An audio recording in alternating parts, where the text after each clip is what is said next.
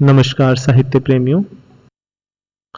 आज हम उपन्यास के तत्वों पर चर्चा करेंगे। जय जय कृष्ण चैनल की उपन्यास के उद्भव और विकास यात्रा की यह दूसरी कड़ी है। इस कड़ी में तत्वों पर हम चर्चा कर सकते हैं। हमने पहली कड़ी में उपन्यास की परिभाषा और उपन्यास क्या है इस पर चर्चा की थी। यह विषय विभिन्न प्रतियोगी परीक्षाओं में पूछा जाता है। साथ ही साथ उपन्यास के विषय में समझ बढ़ाने हेतु बहुत ही महत्वपूर्ण है। सबसे पहले हम बात करते हैं उपन्यास के पहले तत्व की, कथानक, कथावस्तु या कथा तत्व। यह पहला तत्व है। संवाद और कथोपकथन यह दूसरा तत्व है। तीसरा प्रमुख तत्व है पात्र और चरित्र चित्रण। चौथा तत्व है देश काल और वातावरण। पांचवा तत्व है शैली, भाषा, छंद, रीति, सौंदर्य, रस, अलंकार सब इसमें आते हैं।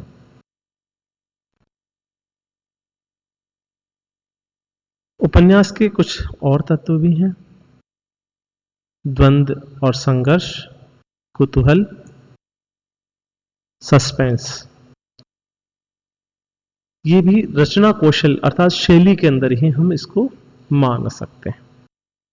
अब इन तत्वों पर हम विस्तार से चर्चा करेंगे। आइए जानते हैं इन तत्वों पर विस्तार से चर्चा करते हैं। सबसे पहले हम बात करते हैं कथा वस्तु। कथा वस्तु क्या है? तो ये बात ध्यान रखिए, कथा वस्तु अनिवार्य तत्व है। कहा उपन्यास का अनिवार्य तत्व है कथा वस्तु। अगर कथानक नहीं होगा, कथा वस्तु नहीं होगी, तो उपन्यास भी नहीं बनेगा। यह तो बहुत ही जरूरी है। अब कथा वस्तु की क्या क्या विशेषताएं होनी चाहिए उस पर चर्चा करते हैं। कथा वस्तु में पहली विशेषता है मौलिकता। तो मौलिकता, अगर कल्पना की गई है किसी कथानक की तो वह मौलिक है ही,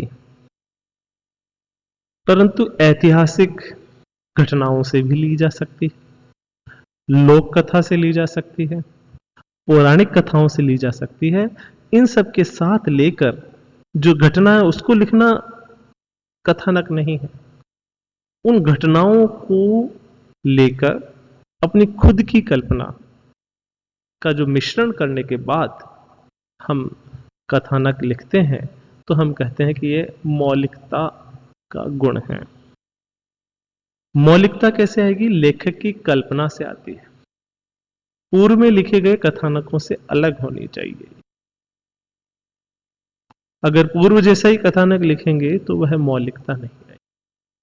आइए अब हम चर्चा करते हैं इसके दूसरे तत्व की, जो कि आपकी स्क्रीन पर दिखाई दे रहा है इन दो ब्लू लाइन के बीच में, संभाव्यता। कथानक ऐसा होना चाहिए कि विश्वसनीय लगे, ऐसा नहीं कि केवल गप लगे। तो कोरी कल्पना ना हो, अविश्वसनीय नहीं हो, घटनाएं जो उसमें रखी गई है वो संभव प्रतीत हो, उस पर विश्वास हो जाए। असंभव घटनाएं हो तो भी इस तरह से प्रस्तुत की जाए कि उस पर विश्वास हो जाए। तो घटनाओं पर विश्वास होने के बाद कल्पना और व्यवहार में अंतर नहीं होगा।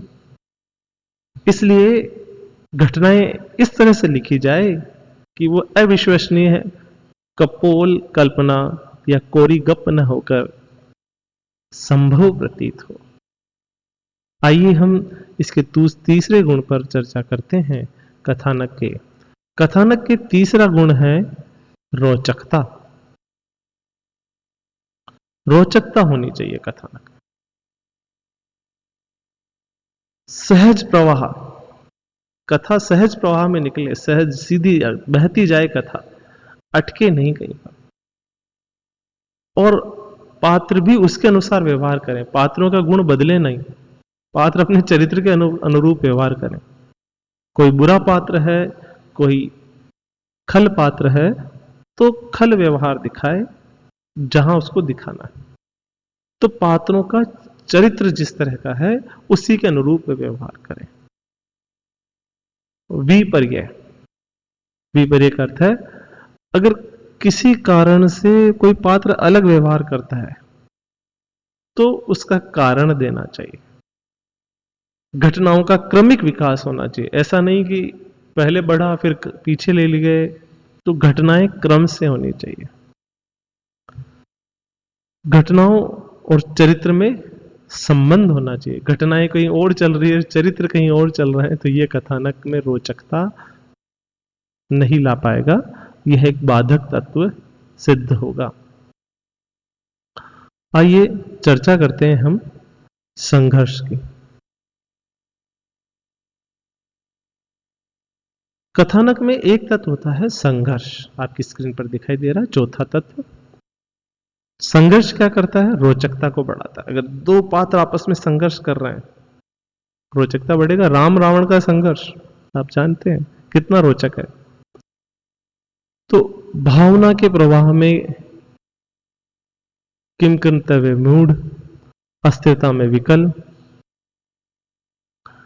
ये आंतरिक संघर्ष को बताता है। तो आंतरिक संघर्ष किसका? मनस्थिति या भावों का, कि मैं चोरी करूं कि नहीं करूं, मैं इसकी मदद करूं कि नहीं करूं। अगर कथानक में यह संघर्ष है तो भी यह आंतरिक संघर्ष कहलाता है। तो इसमें दो तरह के संघर्ष होते हैं, आंतरिक संघर्ष और बाह्य संघर्ष। बाह्य संघर्ष किससे? सामाजिक परंपराओं से, रूढ़ियों से, अपनी जरूरतों से, अभावों से, परिस्थितियों से। अगर ये संघर्ष होंगे तो कथानक रोचक होगा और कथानक प्रभावी होगा।